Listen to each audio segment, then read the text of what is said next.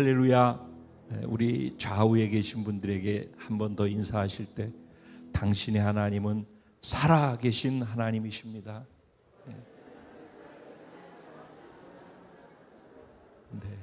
또 그 옆에 계신 분에게 그 하나님이 당신을 지극히 사랑하십니다.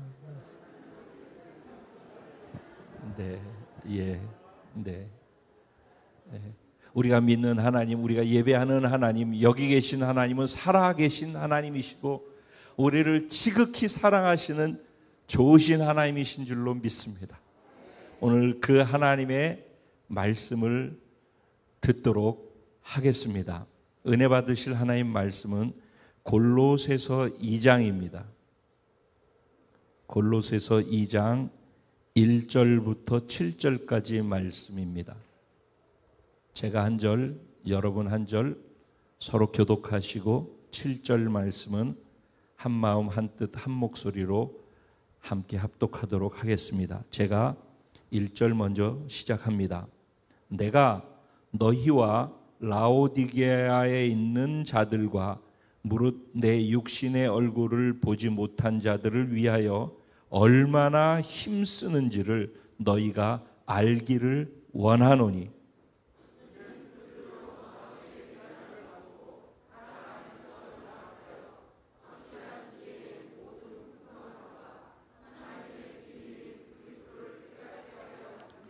그 안에는 지혜와 지식의 모든 보화가 감추어져 있느니라.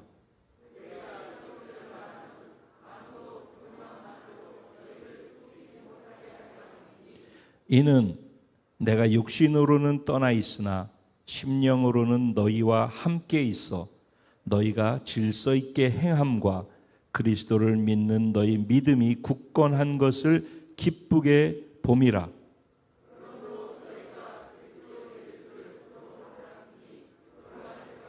다 같이 그 안에 뿌리를 박으며 세움을 받아 교훈을 받은 대로 믿음에 굳게 서서 감사함을 넘치게 하라.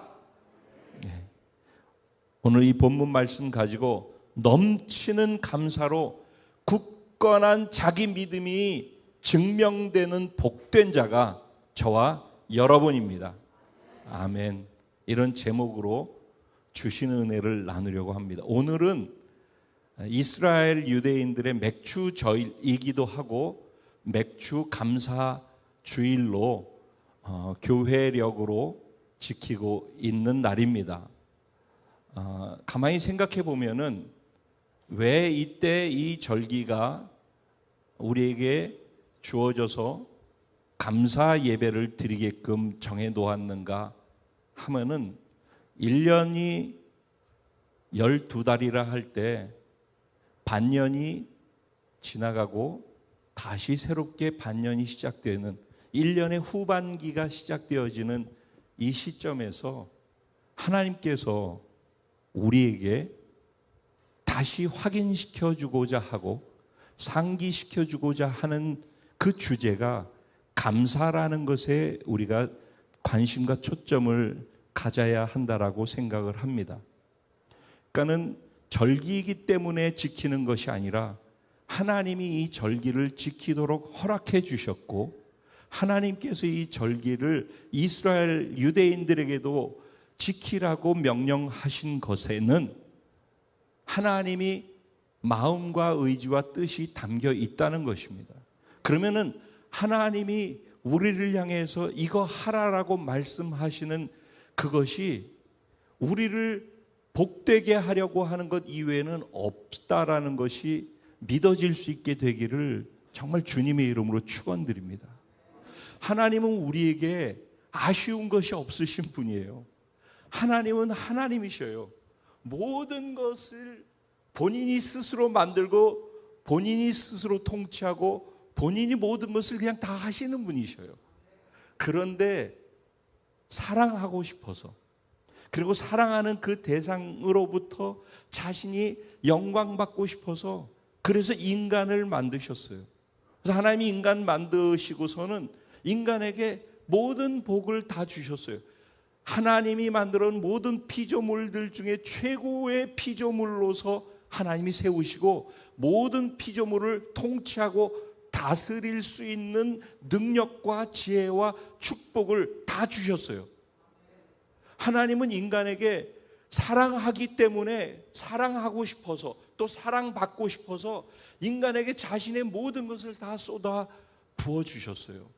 그리고 하나님이 인간에게 이거 해라 라고 하는 것, 이거 하지 마라 하는 것은 다 인간이 복되게 하기 위해서, 사랑하는 자가 사랑의 대상이 잘되고 복되게 하기 위해서 주시는 말씀이라는 거예요. 이게 믿어지는 것이 제일 중요해요. 근데 사실은 이게 믿어지느냐, 여기에 문제가 있는 거죠.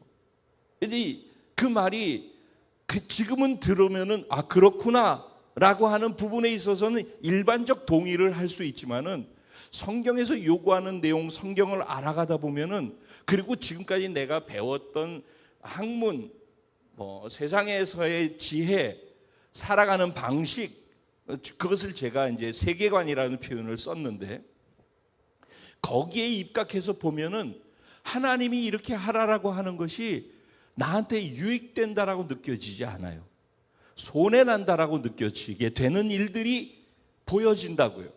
그 안에서 내가 고민과 갈등이 되어지는 거예요. 그러다 보니까 선별하게 되어져요. 나한테 필요하다고 생각하는 것은 취하려고 하는데 이거는 그래도 아니지, 이렇게 하면 나한테 손해가 되지라고 느껴지는 것들이 있어요. 그것은 걸러내게끔 되어지죠.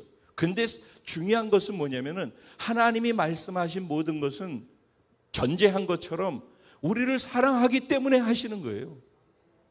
그것을 믿을 수 있느냐 하는 믿음의 문제에 우리가 걸리는 거예요. 근데 그 믿음이라고 하는 것은 하나님이 말씀에 걸려서만 믿음이 작동되어져야지 성경적 믿음이에요. 그 막연하게 내가 세상에서 내가 너를 믿어 하는 그런 믿음과는 다른 거라는 거예요. 하나님을 믿는다라고 할 때는 하나님을 믿기 때문에 하나님이 하신 모든 말씀이 다 나를 위한 복된 말씀이라고 믿어져야 된다라는 거예요. 그거를 믿는다라는 거예요. 그래야지만, 그게 믿어져야지만 성경의 말씀들 가감 없이 받아서 그 말씀의 원리대로 살아갈 수가 있어요. 그게 나에게 복이 된다라고 알게 되어지고 믿게 되기 때문에 그런 거죠. 그런 측면에서 하나님이 절기를 지켜라, 그리고 6개월이 지난 새로운 6개월 하반기가 시작되어지는 이 시점에 감사를 확인해라 라고 하는 것은 감사가 우리에게 얼마나 중요하고 얼마나 복이 되어지는지를 일깨워 주기 위해서 그러는 거예요. 우리가 지금까지 신앙생활하면서 추수감사 주일날 주로 감사의 내용을 듣지 않습니까? 근데 1년에 한 번 듣다 또 맥주감사 주일까지 하면 2번 정도 들어요. 보편적으로. 거기에 좀 더 플러스해서 어쩌다 한 번 더 감사에 대한 말씀을 들을 수 있죠. 하지만은 한 번을 듣든 2번을 듣든 몇 번을 듣든지 간에 감사가 얼마나 중요한지에 대해서 우리가 듣게 되어져요. 감사는 그냥 복이에요. 감사하면 무조건 나한테 유익이에요. 인간관계에 있어서도 사람에게 내 감사를 자꾸 표현하잖아요. 그러면은 그 감사의 표현을 받는 사람과의 인간관계가 나빠질 수가 없어요. 아무리 관계가 어렵더라도 그 어려운 대상을 향해서 내가 감사하는 마음이 생겨서 그 감사를 표현을 말로 하고 행동으로 하고 몸짓으로 하고 그리고 실제로 물질로 마음의 표현을 섬김으로 그렇게 할 수 있다면은 그 사람과의 관계가 깨어진 관계가 계속 깨어짐으로만 갈 수가 없어요. 그러니까 감사는 모든 부분에게 다 유익이 되도록 만들어주는 주제예요. 그래서 성경은 감사하라고 그렇게 강조를 하고 있어요. 어느 정도냐면은 그냥 너희가 감사할 거리가 있을 때 감사해 라고 하는 것이 아니라 범사에 감사하라. 그러니까 모든 것에 다 감사해라 그랬어요. 이것이 너희를 향하신 하나님의 뜻이니라 그랬어요. 그러니까 예수 믿고 구원받은 사람이라면은 모든 것을 다 감사로 소화시킬 수 있어야 한다는 거예요. 그게 하나님의 뜻이래요. 그렇다는 얘기는 하나님 어거지 부리시네 라고 생각하는 사람들이 있을 거예요. 그런데 역으로 생각해서 하나님 우리를 사랑하기 때문에 한다라는 것이 믿어진다면은 얼마나 감사가 중요한지, 그리고 감사해야지 하나님의 창조의 질서와 창조의 원리가 작동한다라는 것. 하나님이 우리 인간을 복주시기 위한 창조의 질서의 원리라는 것들이 있어요. 성경은 그 원리 안에서 기록되어져 있어요. 그러니까 그 원리 안에서 보면은 감사가 하나님의 기적과 능력과 은혜와 축복을 발생시키는 아주 중요한 열쇠가 되어진단 말이에요. 그래서 하나님은 1년 중에 반토막이 지나갔는데 다시 시작되어진 이 반토막의 첫 시작점에서 우리가 잃어버리고 있지는 않은지 이 감사라는 주제.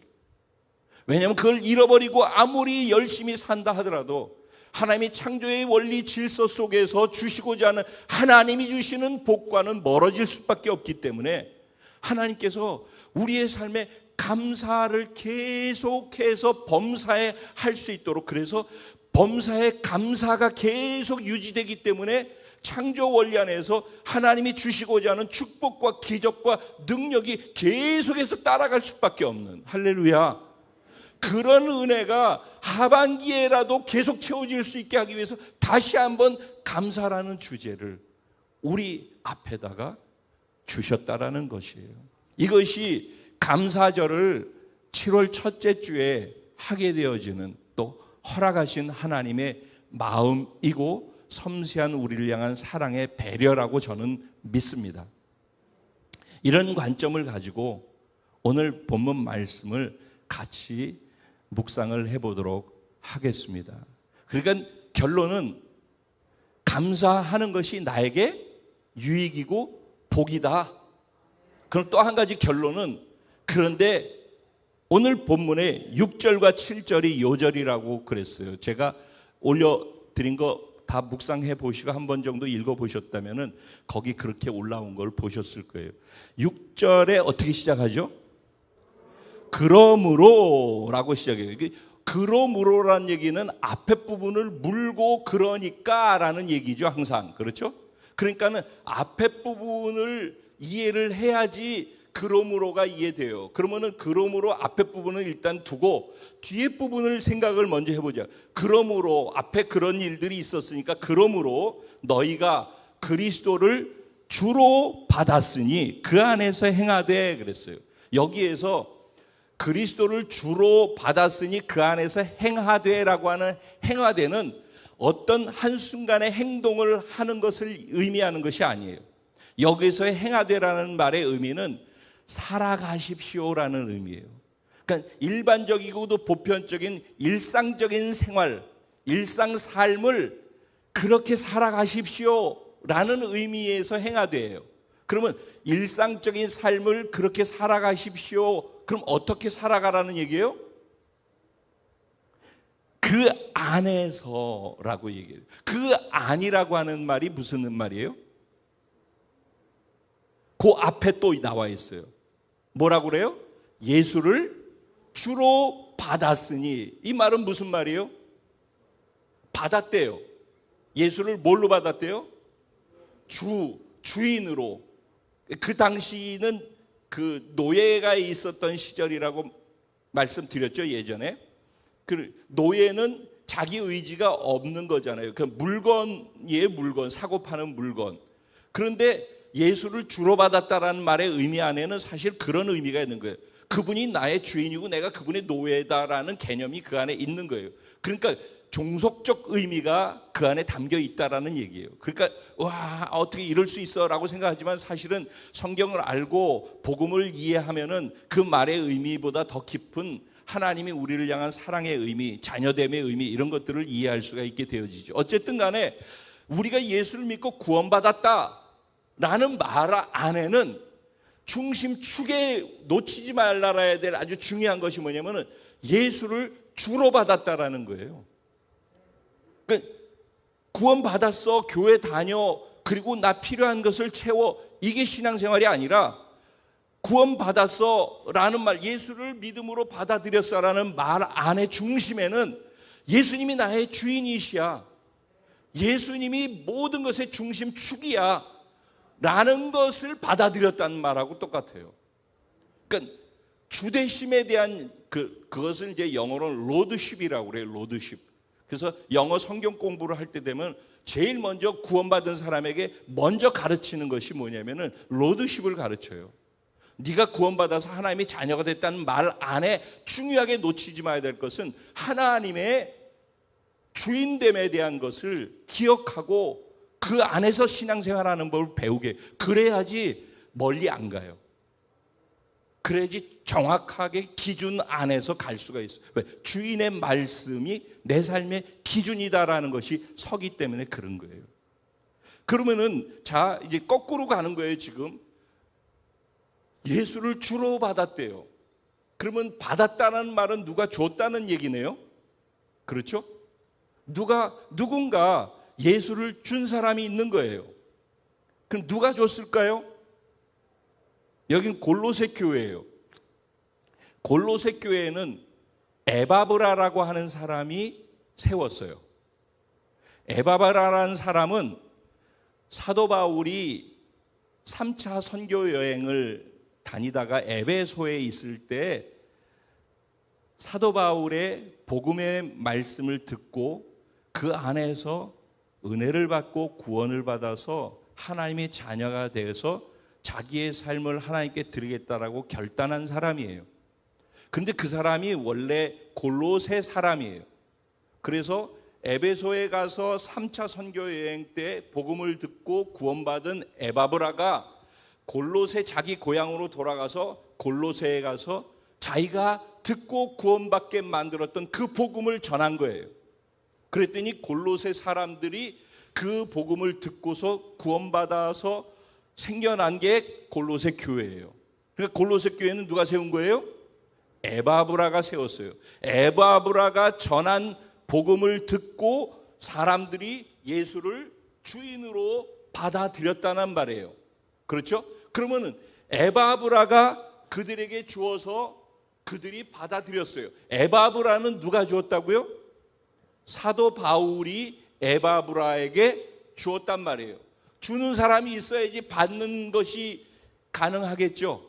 누군가 줘야지 받을 수 있든지 말든지 선택할 수 있는 기회가 주어지겠죠. 그래서 우리가 누군가로부터 복음을 받았다면은, 그래서 예수가 나의 삶의 기준과 주인이 되었다면은 나 또한 누군가에게 예수가 삶의 주인이 될 수 있도록 내가 듣고 구원받은 그 복음을 전하는 자가 돼야 되는 거예요.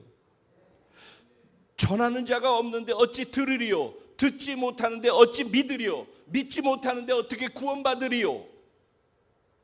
전하는 자가 있어야 되는 거예요. 그래서 누군가로부터 복음을 전하는 걸 믿음으로 영접하고 받아들였다는 말, 구원받았다는 말은 예수가 나의 삶의 주인이고 그분이 내 삶의 기준이 됩니다 라는 것을 인정하면서부터 시작되는 게 구원이다라는 것을 오늘 이 말씀 속에서 우리가 잊지 말아야 돼요. 그러면서 뭐라고 얘기하냐면 그 안에서 살아가는 방식, 예수 안에서 살아가는 방식을 취하십시오.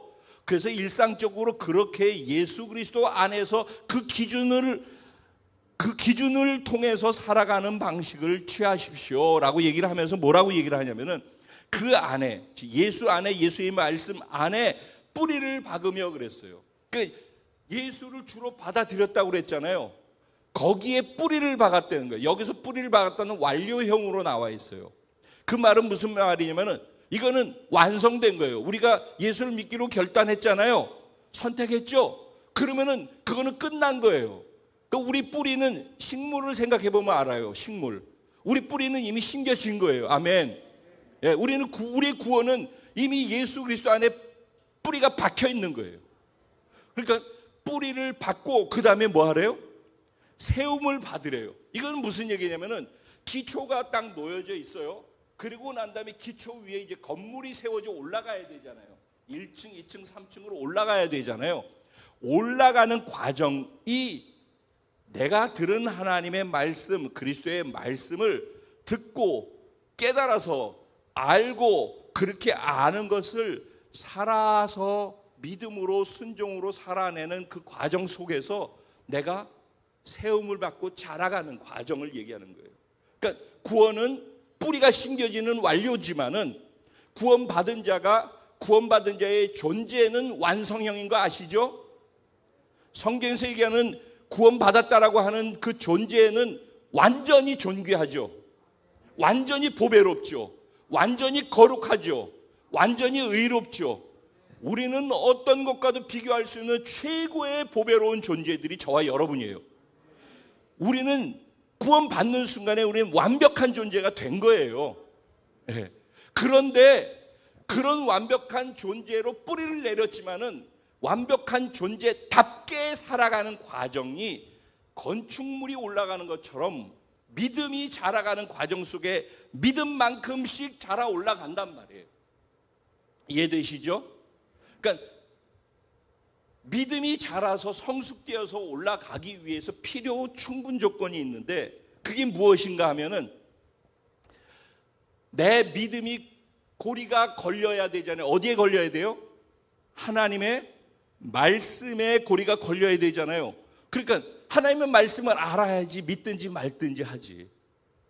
하나님의 말씀을 모르고 하나님의 말씀을 주일날 설교 한번 듣는 것 갖고선 그걸로 버텨보려고 해서는요, 이 세상에서 나를 유혹하고 흔들고 어렵게 하는 것, 또 미혹시키는 것, 이런 것들이 너무 많이 있고 어려서부터 우리는 그 속에서 자라왔기 때문에 그걸 이길 힘이 없어요.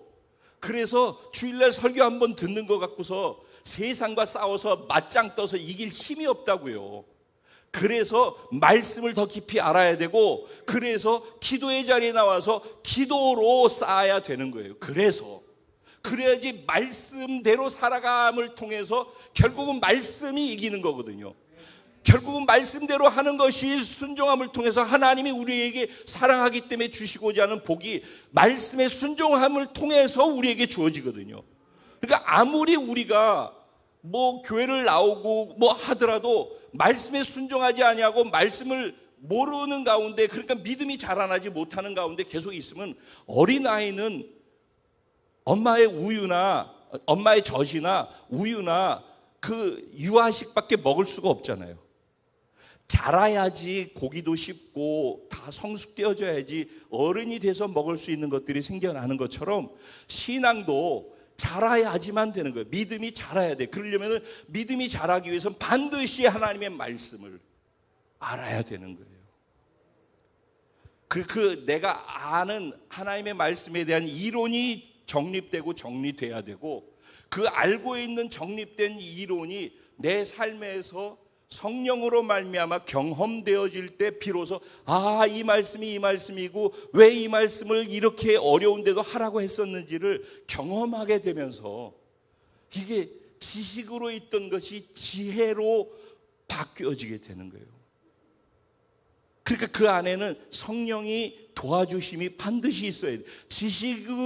지식까지는 공부하고 노력하고 달달 외우면은, 그리고 도움을 받으면 되는데, 지식이 내 삶에서 활용할 수 있는 지혜가 되기 위해서는 반드시 성령의 도우심이 있어야 되거든요. 그래야지 세상에서 나에게 거세게 대항하고 유혹하고 나를 혼돈케 하고 혼미케 하는 그런 것들을 분별하고 싸워서 이길 수 있는 힘이 주어지게 된단 말이에요. 그런데 성령의 도우심을 받으려면, 그래서 무릎을 꿇고 기도해야 되는 거예요. 기도하지 아니하고 그냥 주일날 설교 한번 듣는 것 같고서 절대로 이기지 못한다니까요. 그러니까 말씀이 나에게 유익이 되고 복이 되기 위해서 하나님이 주시는 것인데 말씀이 작동이 안 되는 거예요.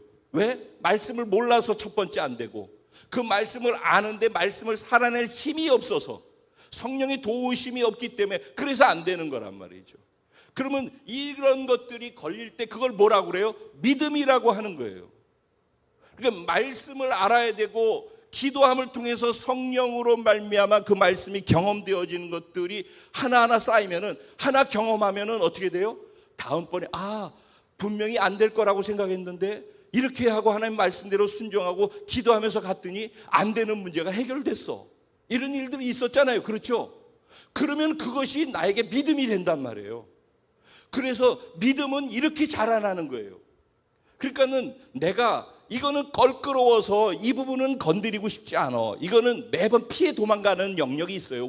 저를 포함해서 저와 우리 모두가 내가 늘 편안하게 순종할 수 있는 영역이 있는가 하면은 이 부분은 도저히 안 되기 때문에 맞닥뜨리지 않고 돌아가려고 피해가는 영역들이 있어요. 그렇게 되면은 그 영역을 뚫고 부딪혀서 가야지 내가 경험해서 믿음이 생기는 거예요. 그런데 뚫고 가려면은 불가능해 보이고 두렵고 이러니까 안 되는 것을 그래서 기도하면서 가는 거거든요. 내가 들은 하나님의 말씀 지식이 기도를 통해서 두렵지만은 기도를 통해서 갈 때 성령이 도와주셔서 성령으로 말미암아 그 안 된다라고 생각했던 것이 결국 하나님의 말씀대로 되는구나를 경험하도록 만드는 그 힘이 되는 거거든요. 그 경험들이 하나하나씩 쌓여가기 시작할 때 믿음이 된단 말이에요. 이 믿음이 뿌리를 박은 그 위에 기초 위에 건물이 서는 것처럼 1층, 2층, 3층 꼭대기로 점점 높아진 것처럼 믿음이 그리스도의 장성한 분량에 이르기까지 자라가는 과정이 되는 거란 말이에요. 그럼 여기에서 세움을 받아라고 할 때 바로 이런 의미가 있다라는 거예요. 이해되시죠? 네. 교훈을 받은 대로. 근데 그거는 어디에 걸려야 된다고요? 가르침을 받은 대로. 그래서 양육을 받는 거예요. 그래서 가르침을 받는 거예요. 그래서 제가 설교를 그냥 편하게 막 그냥 듣기 좋은 것만 얘기하는 게 아니라 이 말씀 속에서도 하나라도 더 이해하고 하나님의 말씀에 대한 이해 속에서 그거를 살아내 볼 수 있는 동기를 부여해 드리려고 말씀을 이런 식으로 전하는 거예요.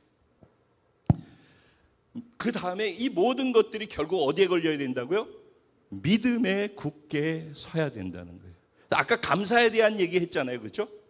감사를 어떻게 하래요? 넘치는 감사를 하래요. 근데 여기 넘친다라는 단어의 의미는 뭐냐면은 왜 가뭄이 있다가 홍수가 나가지고 물이 막 철철철철 막 흘러가는데 강물이 뚝방을 넘어가지고 제방이 터져서 물이 막 넘쳐나가는 거 있잖아요. 그 상태를 표현하는 거예요. 그럼 뭐가 그렇게 넘쳐야 된다고요? 감사가 이렇게 넘쳐야 된대. 감사가. 근데 감사가 우리에게 그렇게 복이 되어진다라는 걸 이미 아까 말씀드렸어요. 그죠? 감사하면은 하나님의 창조의 원리 질서 속에서 작동이 돼가지고 기적이 일어나고 병이 고쳐지고 문제가 해결되고 뭐 수많은 복이 임한다란 말이에요. 그러니까 그럼 감사하면 되는데 감사가 안 되잖아요. 안 되는 이유가 뭔가? 우리들은 감사할 거리가 있어야지 감사해요. 사실 그것도 잘 안 되죠. 감사할 거리가 있어도 처음에는 애로사항이 있어서 아쉬워서 뭐 하는데 막상 그 문제가 해결되어지면은 그냥 해결됐으니까 하고서 또 다음 걱정을 향해서 나아가기 때문에 그것을 감사 못하고 그냥 넘어가거든요. 근데 그것이 이제 일반적으로 말씀 전할 때 하는 얘기인데 오늘 말씀 그거보다는 좀 더 깊은 얘기예요. 감사를 왜 못하느냐면요. 사실은 인간 자체가 감사를 못하게 돼 있어요. 로마서 1장 21절에는 뭐라냐면 사람들이 하나님을 알되 하나님을 영화롭게도 하지 아니하고 하나님께 감사치도 않는데요. 그것이 사람들의 죄라고 지적하는 거예요. 그러니까 하나님을 알아요. 아는데 하나님이 영화롭게, 하나님을 제대로 아는 사람이 하나님을 영화롭게 해야 되는 거예요. 근데 영화롭게 안 한대요. 거기다 감사할 줄도 모른대요. 안다면서도. 왜? 그게 죄 가운데 있는 인간들의 상태라는 거예요. 그런가 하면 디모데후서 3장 1절 2절에는 무슨 내용이 나오냐면은 마지막 때 어떤 현상들이 일어나지 마지막 때 특징에 대해서 나열이 되어져 있어요. 돈을 사랑하고 자기를 사랑하고 자긍하고 교만하고 뭐 등등등등 얘기를 하다가 거기에 부모를 거역하고 감사치 않는데요. 그러니까 지금이 마지막 때 중에 마지막 때라고 우리 얘기하면서 시대를 분별하면서 가고 있잖아요. 그 마지막 때의 특징 중에 아주 중요한 특징 중에 하나가 뭐라고요? 감사치 않는 거래요. 극으로 갈수록 마지막 때로 가면 갈수록 감사를 잃어버리는 거예요. 그 얘기는 거꾸로 얘기해서 무슨 얘기예요? 감사를 잃어버리고 있다는 얘기 뭐예요? 하나님이 감사를 통해서 우리에게 잘되게 하고 복되게 하려고 하는데, 감사를 잃어버린다는 말은 결국 하나님이 우리를 잘되고 복되게 하려는 것으로부터 점점 멀어져 가는 게 마지막 때에 인류 가운데 나타날 중요한 특징 중에 하나라는 거예요. 그러니까 인간이 감사치 못하는 것은 사실은 인간 본성 안에서 당연한 상황일 수 있어요. 제가 기회가 되면은 좀 더 섬세하게 안으로 들어가서 감사를 하려면은 우리의 생각과 감정과 의지가 작동이 올바르게 돼야 되는 그런 과정이, 지금은 이 얘기를 하면은 너무 어렵고 복잡한 얘기이기 때문에, 즉 감사는 최소한도 간단하게 얘기하면 하나님이 우리에게 베풀어 주신 은혜를 적어도 인정하고 인식할 수 있어야 돼요. 그런데 아무리 하나님이 우리에게 주셔도 그게 인정되어지지 않냐고, 지금 하나님이 내게 이 상황이 내게 주신 은혜라는 것이 인식되어지지 않는 한에는 아무리 이런 설교를 들어도 그게 설교로는 들리지만은 내 안에 공감되어지지 않는 거죠. 지식으로 공감하고 동의할 수 있어요. 지식으로. 그런데 생각 속에서 그것을 동의한다고 해도 감정 부분이 따라가지 않으면요, 절대 감사로 연결이 안 되어져요. 그래서 사람은요, 하나님께서 인간을 창조하실 때 왜 영과 혼에는 감정과 생각과 의지를 왜 따로따로 담아놓고 온 육체는 육체대로 다 따로 두었는가? 다 그것을 통해서 하나님께 영광 돌리도록 하기 위해서예요. 그리고 우리 혼도 하나님께 영광 돌리기 위해서, 그러니까 우리의 생각도 하나님께 영광 돌리기 위해서 존재해야 돼요. 우리 생각에, 그래서 성경적 세계관을 정리를 해야 되는 이유가 거기에 있어요. 그런가 하면은 우리의 감정이 하나님께 민감하게 반응할 수 있어야 돼요. 근데 우리의 감정은 너무나도 쓸데없는데 에너지를 소진해요. 우리의 감정의 에너지를 소진해요. 누가 말 한마디 하는 것이 마음에 불편해서 하나님과 하나님의 나라와 하나님께 영광 돌리기 위해서 에너지를 쓰기 위해서, 이게 에너지가 나가려면요, 감정이 움직여져야지 돼요. 사람은 그렇게 돼 있어요. 우리들이 뭔가를 하려면은 뭉클하고 그래도 감동이 되어지고 은혜가 되어지고 그래야지 몸이 움직이고 봉사도 하고 헌신도 하고 헌금도 하고 뭐 이런 거 하는 거 아니겠어요? 그러죠? 그런데 생각은 있는데 무슨 말 하는지는 알겠는데 공감이 안 돼. 제가 여태까지 그랬던 것 같아요.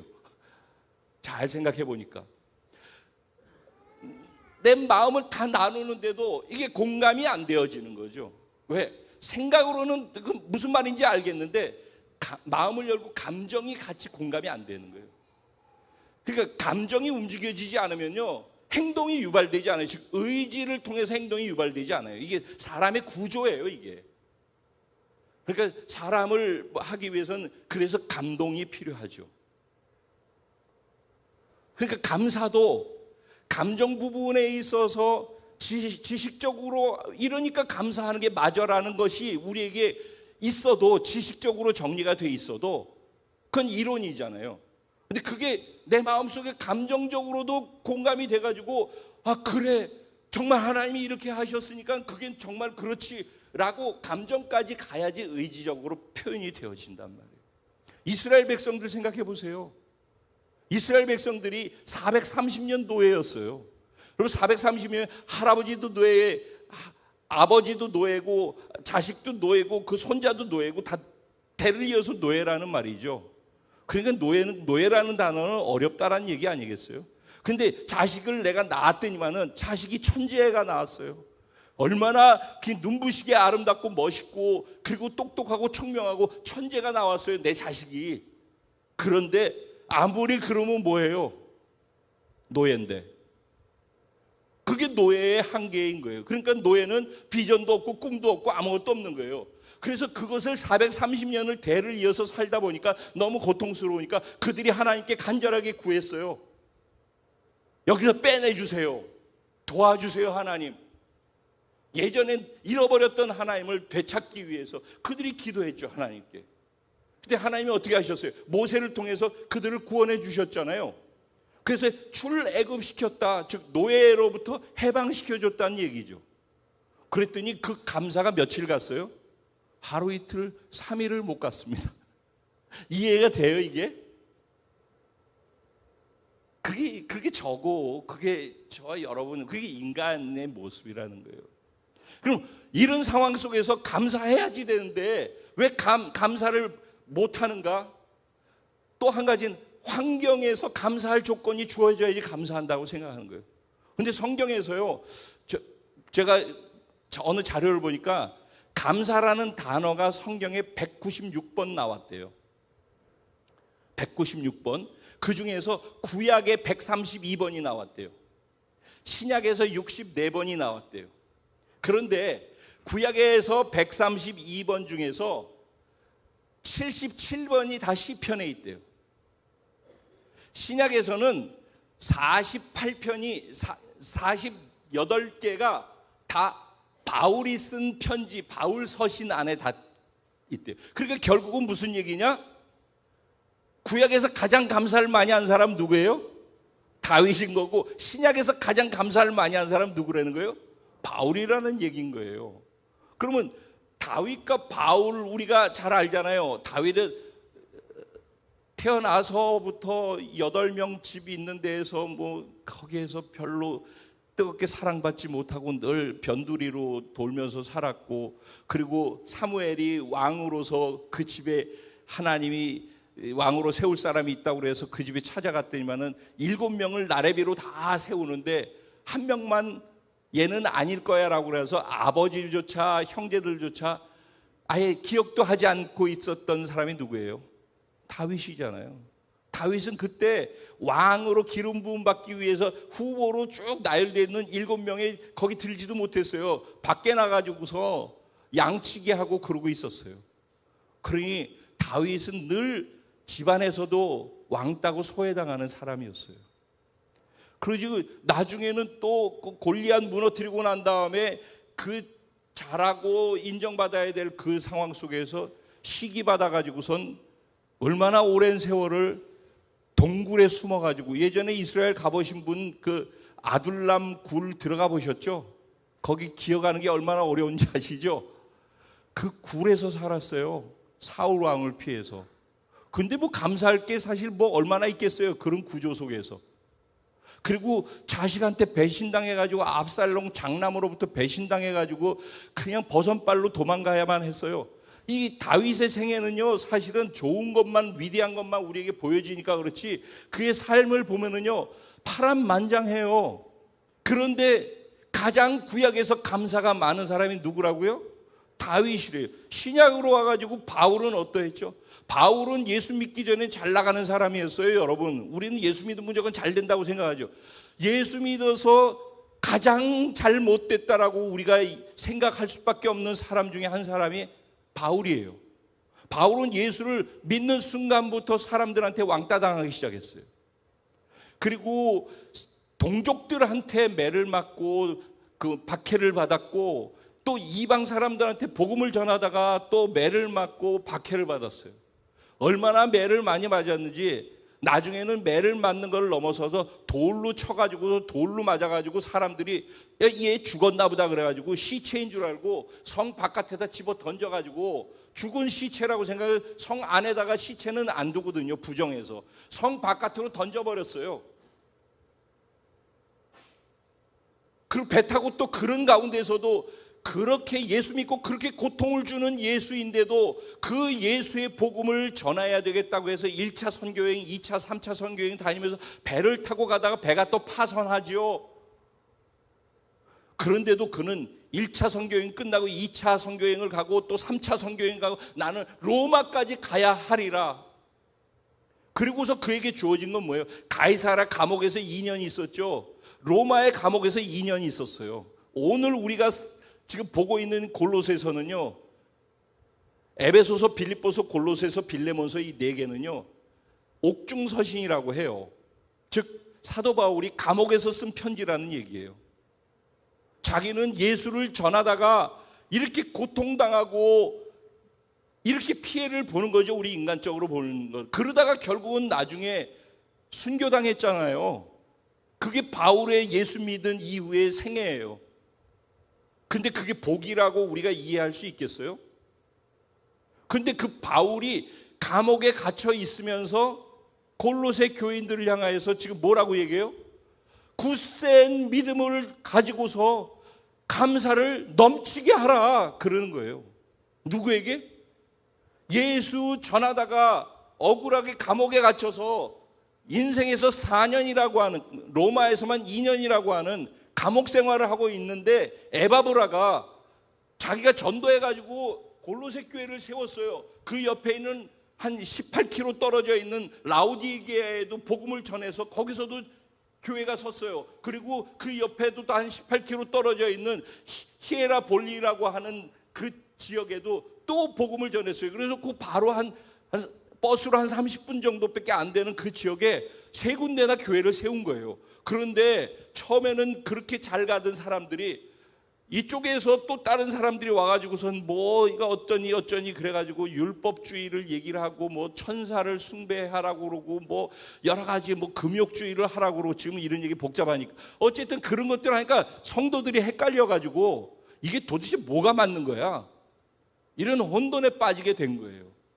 그래서 교회가 네 말이 맞아 내 말이 맞아 네가 잘났어 내가 잘났어 그래가지고 파벌이 생기고 서로 싸우고 그래가지고 분열이 생기고 분쟁이 생기게 되니까 에바브라가 그냥 로마의 감옥에 바울에게 찾아온 거예요.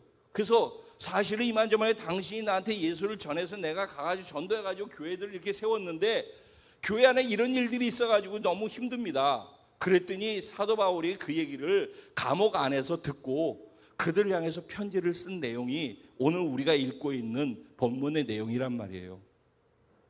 그러면 지금 얘기 들어보면 바울이 감사할 거리가 어디 있어요? 즉 그런데 바울은 감사가 가장 신약에서 많이 한 사람이라고 지금 그러잖아요.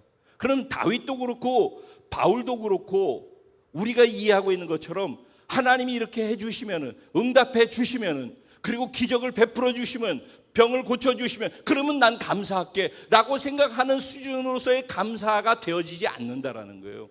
감사는 그래서 되는 게 아니라는 거예요. 감사는 환경과 상관이 없다라는 거예요. 감사는 오직 믿음으로만 할 수 있는 거라는 거예요.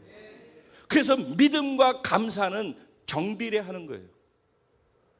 그래서 믿음이 실상이라고 그랬잖아요. 믿음이 내 믿은 대로 하나님이 은혜를 주시고 복을 주시고 치료를 주시는 거예요. 믿음으로 영광을 보는 거예요.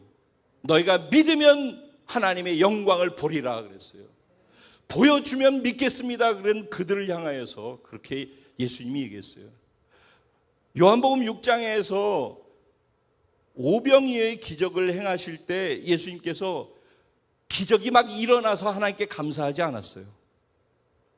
예수님께서 어린아이 먹을 오병이어 딱 조그만 도시락 하나를 가지고 수만 명이 앉아 있는데 그가 처음에 한 게 뭐냐면은 하늘을 우러서 축사하셨다라고 할 때 그 축사라는 단어의 의미가 하나님을 향하여서 감사했다라는 말이에요.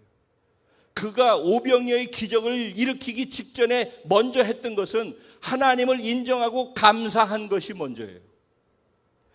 요한복음 11장에도 나사로가 죽었어요.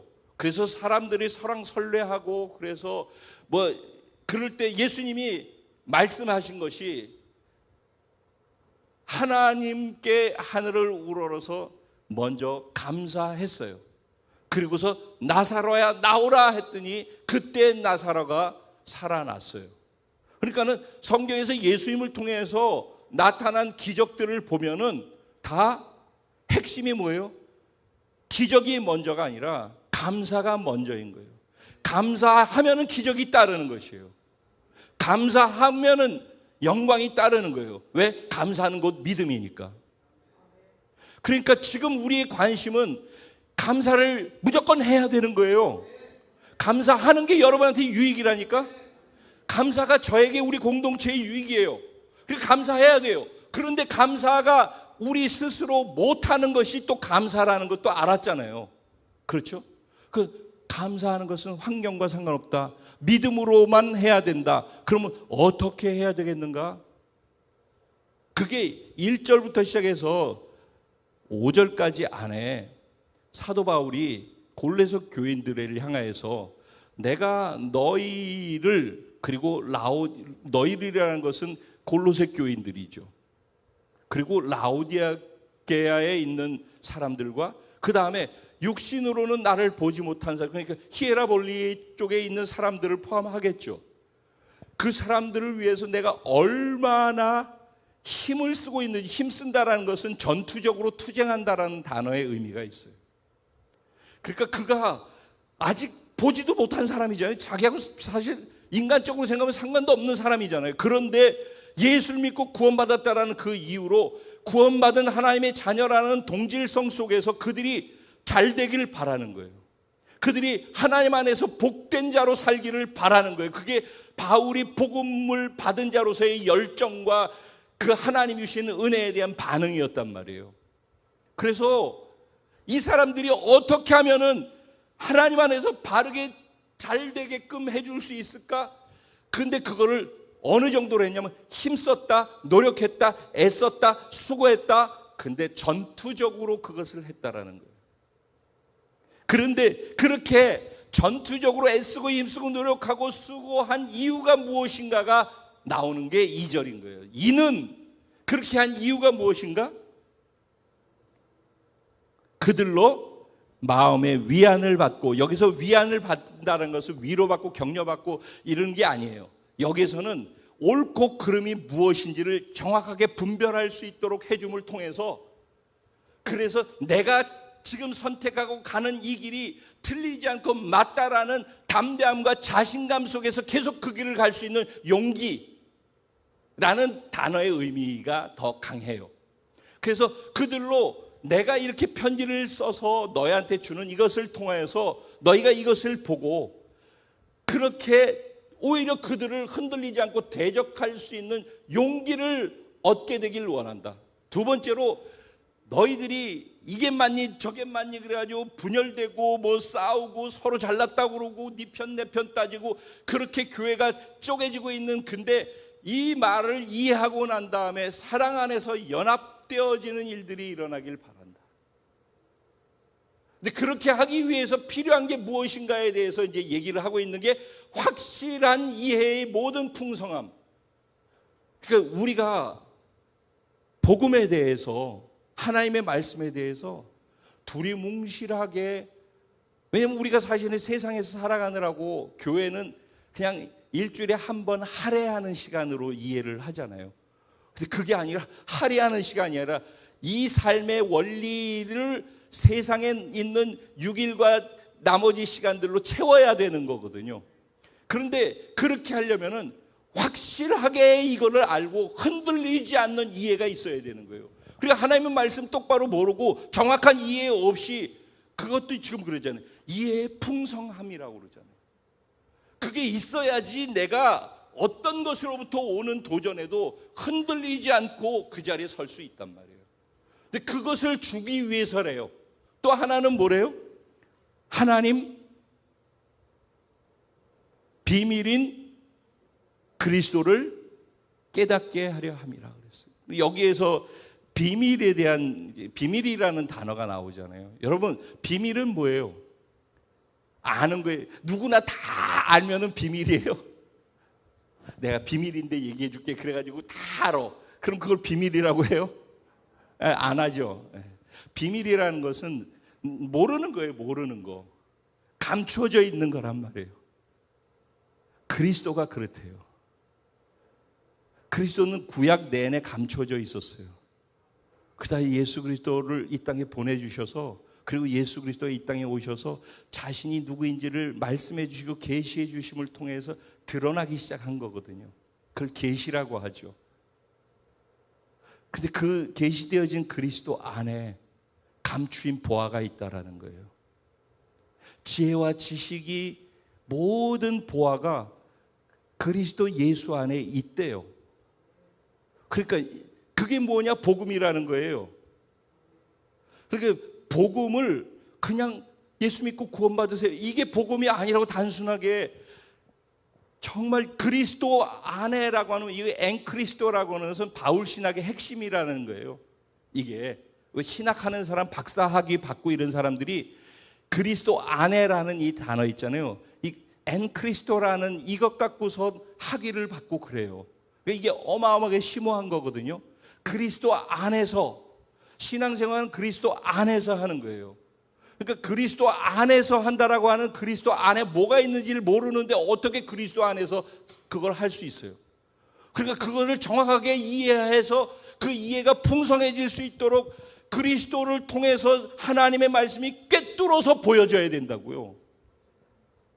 그게 풍성하게 돼야 된다고요. 그게 복음의 비밀이 우리에게 드러나는 거예요. 그 은혜가 있어야지 어떤 것으로부터 흔들리지 않아요. 그 은혜가 있어야지 흔들리지 않는다는 말의 의미는 어떤 말을 들어도 흔들리지 아니하고 어떤 세상의 유혹에서도 흔들리지 아니하고 하나님의 말씀에만 입각해서 그 말씀을 붙잡고 믿음으로 순종으로 살아낼 수 있게 된다는 얘기예요. 그러니까 하나님의 말씀을 모르고 그 하나님의 말씀을 십자가 복음을 통해서 이해하는 이해의 풍성함이 없으면은, 그 깨달음이 있기 전까지는 신앙생활이 굉장히 고달픈 거예요. 그래서 제가 바울이 그런 것처럼 저도 우리 공동체 한 분 한 분을 향해서 정말 간절하게 진심으로 이거를 이해시켜 줘 가서 그 안에서 말씀을 볼 수 있고 그 안에서 살아갈 수 있도록 해드리고자 하는 그 간절함이 제 안에 정말 있단 말이에요.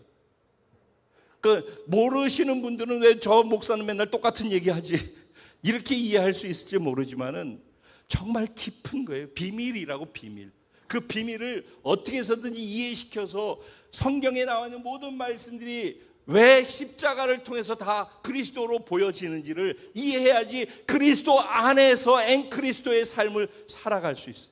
그리스도 안에서 살아가십시오 라고 하는 7절에 6절의 말씀이 의미가, 이 부분이 이해되어져야지 그 말이 이해된다라는 거예요.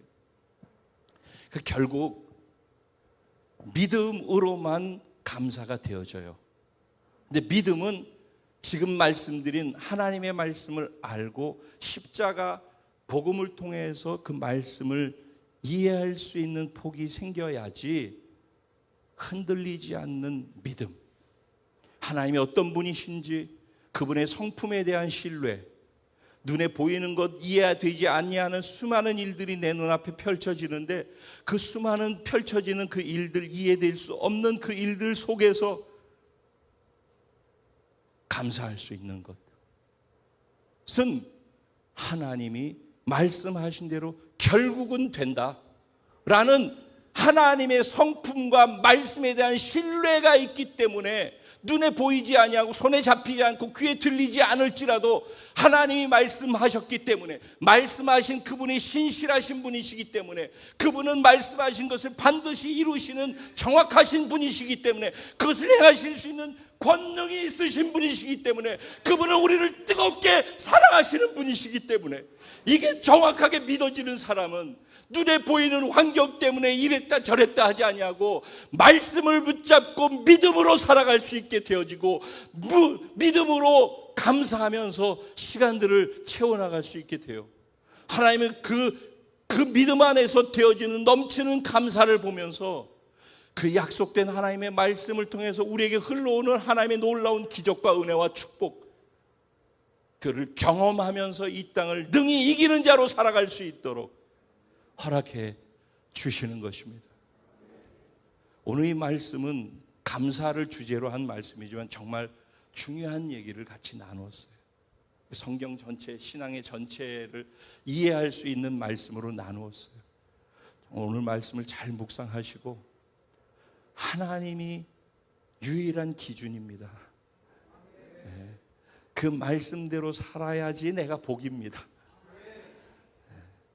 그래서 내가 그거를 풍성한 이해로, 깨달음으로 그 비밀에 속한 것들을 그리스도 안에서 알아감을 통해서 정말 굳건하게 흔들리지 않는 믿음을 가지고 넘치는 감사로, 넘치는 은혜와 복으로 살아가는 2022년 하반기가 되시기를 우리 공동체에 사랑하는 한 분 한 분 성도님들의 삶이 되기를 주님의 이름으로 축원합니다.